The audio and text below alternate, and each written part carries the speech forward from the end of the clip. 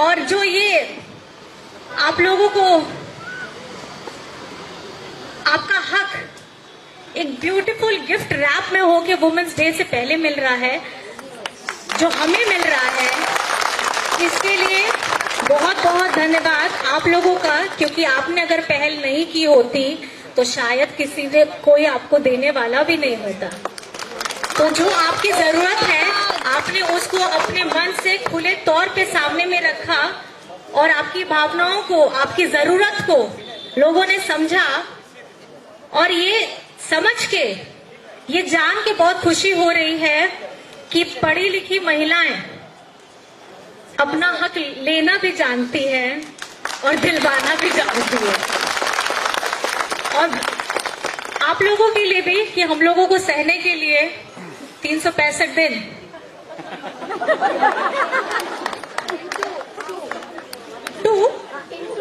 अच्छा 2 गुना सहने के लिए आप लोगों को भी बहुत बहुत धन्यवाद। क्योंकि आपकी सहन शक्ति भी बहुत कमाल की है, जिसकी कल्पना कोई नहीं कर सकता।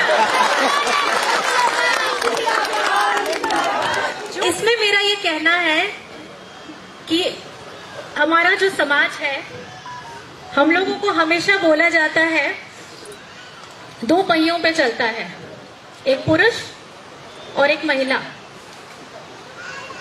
और शायद इस तरीके की पंक्तियां आपको कल बहुत सुनने को मिलेंगी।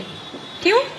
क्योंकि कल महिला दिवस है और बहुत लोग आपको शुभकामनाएं भी देंगे, आभार करेंगे और ये भी बोलेंगे कि नहीं, आप बहुत मजबूत स्तंभ हैं इस समाज के लिए। लेकिन मुझे ऐसा लगता है कि बोलते बोलते ये जो शब्द हैं, ये क्यों कुछ चिन्हित कार्यक्रमों या कुछ चिन्हित दिवस के लिए ही चुने जाते हैं? ये किस लिए नहीं हर दिन बोले जाते हैं? हम महिलाओं को समाज से कुछ ज्यादा नहीं चाहिए होता है, थोड़ा सा स्नेह, इज्जत और सम्मान चाहिए होता है। और उसके बाद हम अपने परिवार के साथ भी पूरे समाज में हमारा जो कर्तव्य बनता है उसको पूरा करने के लिए डट के खड़े हो जाते हैं। और माताएं, बहनें इस सृष्टि की जननी है।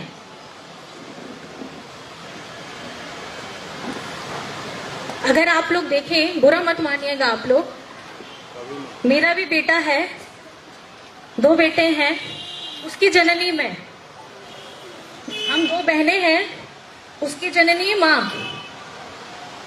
तो हमसे ही संसार बढ़ा है। इसमें ये चीज हमेशा हमेशा ध्यान रखिएगा कि आप कमजोर कभी नहीं हैं। जितनी विपत्तियां आए, जितनी भी तकलीफें आए, आपके पारिवारिक क्षेत्र में हो, आपके कार्य के क्षेत्र में हो या कहीं पे भी हो, आपको आत्मविश्वास कभी कम नहीं करना है। क्योंकि जिस तरीके की समस्या अभी मेरे साथ चल रही है, वो हो ना हो हर महिला की जिंदगी में अलग अलग रूप में, अलग अलग तरीके से चलती है। इस समाज में हमको रहना है तो हम लोगों को बहुत सारी मुश्किलों का सामना भी करना पड़ता है। और इसके लिए आपका खुद पर विश्वास होना सबसे ज्यादा जरूरी है। क्योंकि आपके लिए लड़ने कोई नहीं आएगा। अपनी लड़ाई आपको खुद लड़नी है, अपना जगह आपको खुद बनाना है।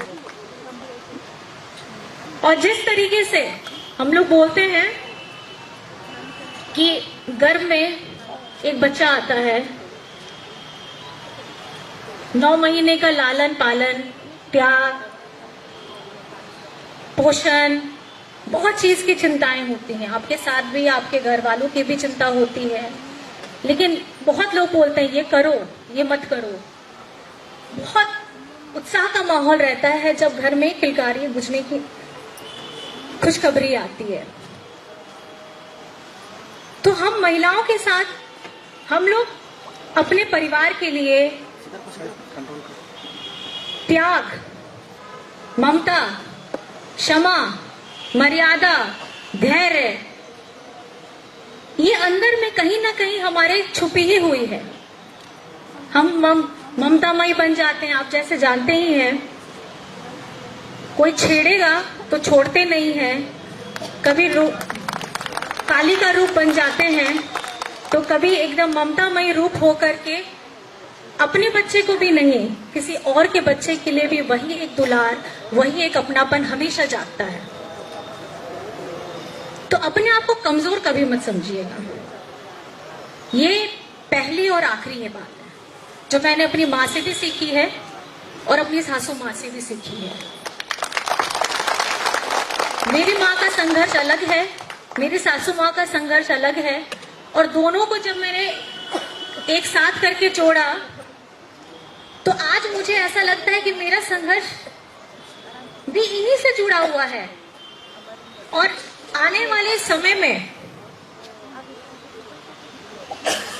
आपके सामने अलग अलग तरीके की चुनौतियां भी आएंगी और उसका डट करके सामना करना है। वो कुछ भी हो सकता है, तो घबराना नहीं है। आत्मविश्वास 100% के ऊपर। कमजोर पड़िए, हक बनता है, लेकिन कमजोर बन करके वहां रुक मत जाइएगा। एक कदम हमेशा जरूर आगे बढ़ाइएगा कि किस तरीके से ये तकलीफ हो ना हो, आप बाहर निकलिए, आपको अपनी तकलीफ दूसरों से कम नजर आएगी। हम बंद कमरे में रहेंगे, कुछ तकलीफ है, ये लगता है कि दुनिया की सारी तकलीफ मेरे सर पे फूट गई, सब दुखी हो गए। मुझे भी ये महसूस हुआ पिछले 1 महीने में। लेकिन जब मैं बाहर में गई, लोगों के साथ मिली, तब मुझे ये महसूस हुआ कि ये दर्द अकेला मेरा नहीं है, ये दर्द पूरे उन झारखंड वासियों का है जो आपके हेमंत दादा को दादा, बेटा, भैया इस प्यार से उन्हें बुलाते थे। मुख्यमंत्री मुख्यमंत्री करके नहीं बुलाते थे।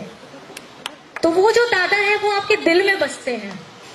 वो मुझे देख करके इतना ऊर्जा मिला कि मैं घर में बैठ के रो क्यों रही थी, मैं इतनी उदास क्यों हो गई थी। इनको चाहने वाले अकेले हम कहाँ हैं, पूरे झारखंड वासी हैं। और जिसके लिए ये लोग लड़ाई, धूप हो, बरसात हो, कुछ भी हो, दूर दराज से, आज आप इस कार्यक्रम के लिए दूर दराज से आए हैं, लास्ट मिनट पे बताया गया है, मैं इसके लिए आपका बहुत बहुत आभार करती हूँ कि आप अंतिम क्षण के भी में भी एकदम दौड़े भागे आए सिर्फ ये देखने के लिए, मेरा साथ देने के लिए कि कल्पना जी कैसी होगी। तो आप गार्गी भी बन सकती हैं, आप फूलो झानो भी बन सकती हैं, आप कल्पना चावला भी बन सकती हैं, और आप कल्पना सोरेन भी बन सकती हैं।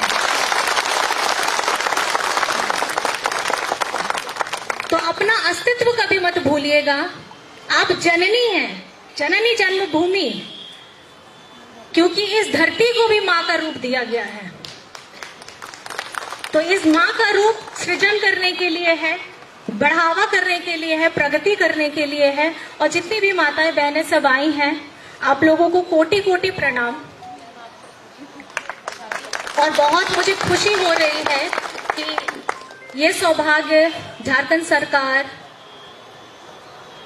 पूर्व मुख्यमंत्री हेमंत जी और वर्तमान चंपई चाचा जी के द्वारा आप लोगों को मिला। और बहुत हर्ष हो रहा है कि इसको साझा आप लोग करने के लिए मेरे पास आए, जिसके लिए मैं